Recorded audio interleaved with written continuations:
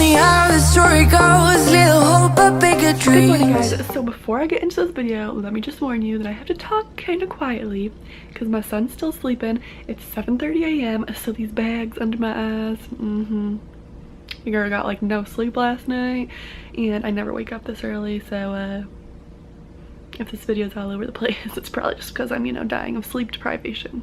Anyways, if you've been watching my channel for a while, then you would know that my whole family lives on the same property, but we're all moving and going our own separate ways.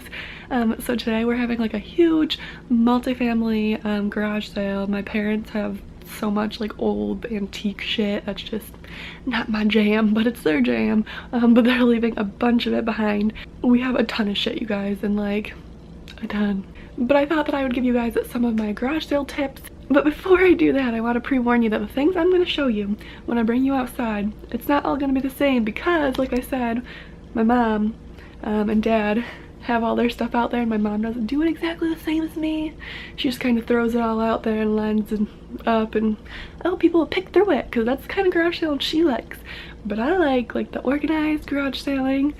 So okay, so my first tip is to use this tape, whatever it's called. Is it called masking tape, I think, for pricing. So instead of buying stickers, this you can just write exactly what you need to put on it. It lasts a lot longer, and if you have things that kind of need to like stay together, you can kind of keep them together because it's tape them together, you know. My next thing has to do with the tape. I recommend pricing everything before you bring anything out, and definitely pricing for the garage sale. Again, my mom doesn't price. She'd rather just like throw out the price, but to me, I feel like people are more likely to try and talk you down if there's not a price, if they're talking to you face to face. So I'd rather have a price on it. That's just my experience from garage selling. So anyways, with that being said, I've already brought a lot of stuff out. Like my walls are like bare. I mean, I don't even have my dining room table, because if you didn't know, if you're not a loyal subscriber, then you wouldn't know that Floyd, Brayden, and I are moving in with Floyd's mom for like a year to pay off some stuff and save some money. So anyways, basically I went around before I brought anything out, and it's all priced on. Literally selling like everything, you guys, because again, I can't bring like any of it with me, so that's why I'm selling my knife set here. But it's all stuck right on and priced on, so that way when I bring it out, I just have to put it right on the table, and that's it. For tip number 3, I recommend that you start in your closets first. For one, a lot of your closets are the stuff that you don't touch a lot, like for me anyways. My closets are full of like my storage stuff, so I recommend you start with that first. And if you're moving, here's another tip. Start with one closet, take it all out, and then you can use that one closet, like organize it between moving, selling, and then like donating, and then you can use that one closet to put your moving stuff back into after you've packed it. And like I've packed not completely all rooms because like I still need some things for a few more weeks, but like I've packed a lot of things and I've shoved it all the boxes into this closet right here, so you wouldn't even know that I packed a bunch of shit.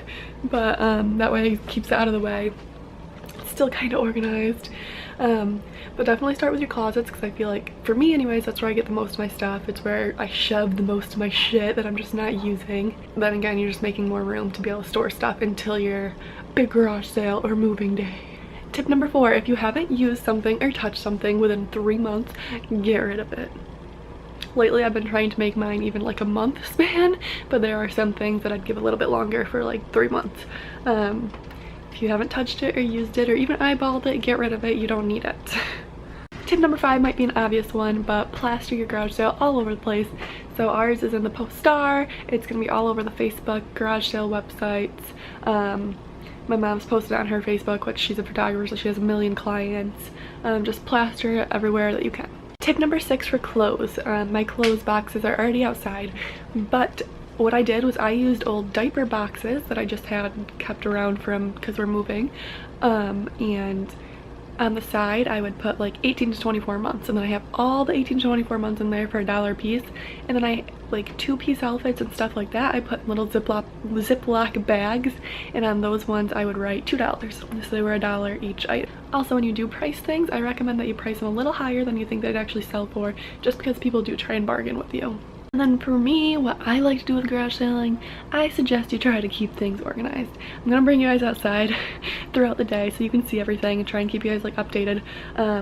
But personally, when I go garage sailing, I like to look easy. I do know that there's like different garage sailing styles, and people that like antiques do like to pick through shit. But like, I don't like that. My stuff's not organized at all though, because it's all my mom's too. So you're gonna see that it's a cluttered mess out there. Hopefully people come. We kind of live out in the boonies, and it's a festival, like an art festival weekend that we didn't realize. So hopefully people will still come, but Singing louder than the crowd. Listen the rhythm, I'm feeling brand new. Keep pushing forward, it's gonna save you. Never look down, love, not when we shine so bright. well, you guys, it's 5 o'clock and I'm finally in my house. We've been outside all day long. I'm like a lobster. I don't know if you can tell, but I'm a lobster. Brayden is exhausted. We sold so much stuff. My mom had so much stuff that like it looks like, if you didn't know what it looked like before, you would think we sold like nothing, because there's still a lot out there. Turns out that antique stuff though goes good. My mom made like $900, and I don't know what I made yet. I have to add it all up, but I know it's over $100, which I didn't have that much out there. Just like some small household things that I had priced at like just a few dollars each. Only a few bigger things. So I'm pretty happy with the day, especially because I was just doing what I do on a daily basis anyway, just sitting out there. But it also turns out that like antique shoppers, because my mom had people here who like get antique stuff just to resell it, and it turns out that they like the mess. They like to pick through it all. So if you have a smaller garage sale with like, you know, modern day house stuff and baby stuff, I definitely recommend it being organized, because I feel like those people like it a little more organized. But antique hunters, like, they like that.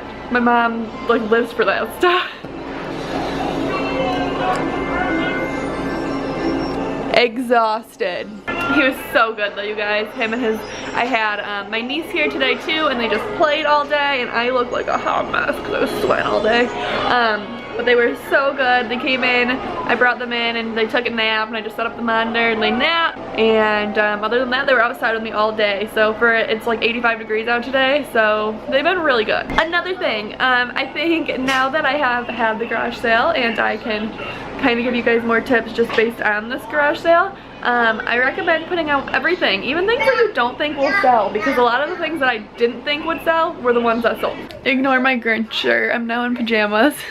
But I just got done adding everything up, and I ended up making $180 today. My mom made, like I said, like 800 something crazy. So just remember that one man's junk is another man's treasure, and just because you think no one's gonna buy it doesn't mean that they won't. Garage sales are an excellent way to get rid of shit and to get some extra money. So these were my garage sale tips for you guys. I hope you guys enjoyed it.